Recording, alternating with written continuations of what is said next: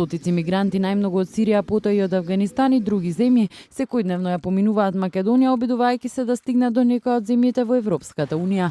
Влегуваат на диво од Грција, потоа пешача до Гевгелија или Демир Капија, каде што купуваат стари велосипеди. До Велес возат по стариот пат, а потоа по автопат.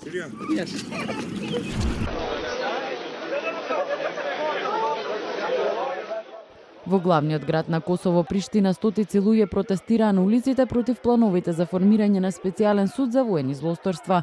Косовскиот парламент размислува за усвојување закон со кој ќе се воспостави судот поради притисокот од меѓународната заедница.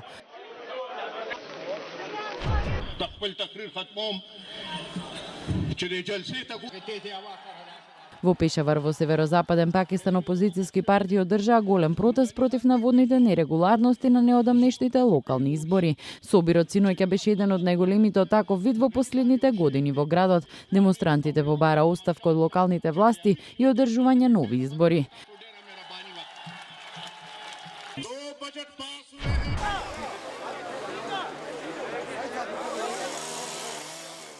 Во Тбилиси продолжуваат напорите за чистење на градот по поплавите кои ја погодија Грузија пред 4 дена.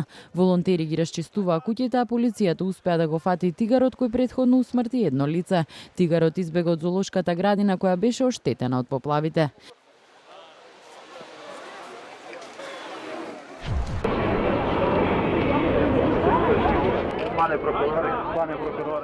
Активисти во Киев носеа маски со ликот на актуелни поранешни обвинители и од украинскиот претседател Петро Порошенко.